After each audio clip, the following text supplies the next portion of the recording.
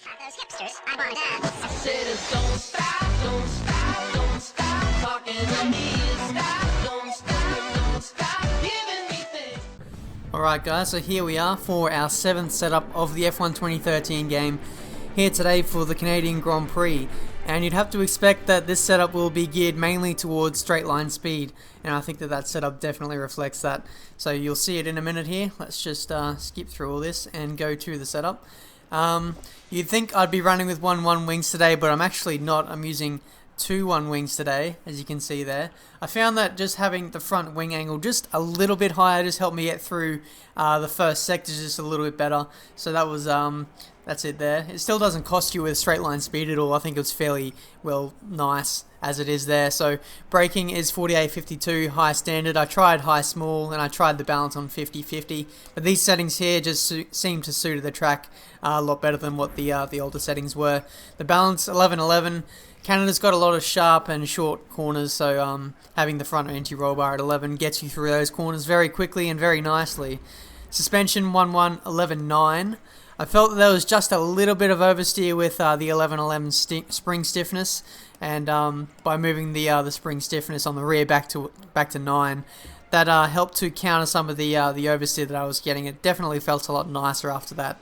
Gearbox, a little bit shorter than what you'd expect for a straight line speed setup, but I found that these gears here, especially the first 4, get you through the majority of the corners fairly well, and the top 3 gears are pretty tall, so they give you a good amount of top line speed as well. So that's them there, and the alignment, that's never going to change for this game. So let's see how it feels out on track. Alright, so now we're heading out onto this magnificent circuit here at Canada, approaching the final chicane, braking just before the Pirelli signage starts on the left. Watch the Wall of Champions there. It's easy to clip that on your exit now starting the lap.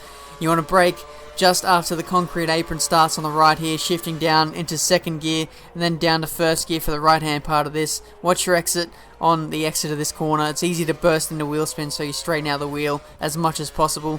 Shift into third gear for this right left chicane. Don't cut it too much, otherwise it can give you a penalty there. But coming up to the first sector split, brake just under the UBS sign into first gear, sometimes second gear if you're feeling confident. Now straighten out the steering as much as possible. It's easy to burst out into wheel spin again. But coming up to another right left chicane, you can brake just under the Fly Emirates sign. Third gear, flick it in there. It's very nice and very flowing through there. Now coming up to the hairpin up here, the second sector split, just brake after it all straightens out there. First gear, turn in late, get a good exit on the run up to this very long straight, using up all of our curves. And then once we pass the DRS activation zone, we will open our DRS to give us a little bit of a speed boost. Now sizing up the final chicane, you want to brake just as the Pirelli signage starts on the left there. It's in yellow, so braking into third gear again. Watch the exit, don't cut the corner too much, and now it's just a short run to the line to see what lap time this lap will deliver, and it's a 1:11.036.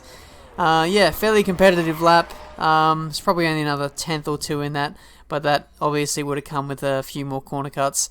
But driving assists, I don't have any assists on as usual. If you have any questions about my setups, then don't hesitate to ask, as I just want to help you guys out really. So there's the sector times. I'm pretty happy with those. There's not much I could really improve on without cutting the track massively. So I believe the time I did get managed to get me in the top 5 or top 6. I was definitely second at least in terms of no assists for this track. So fairly happy with that. Of course, subscribe for more F1 2013 setups as I make them.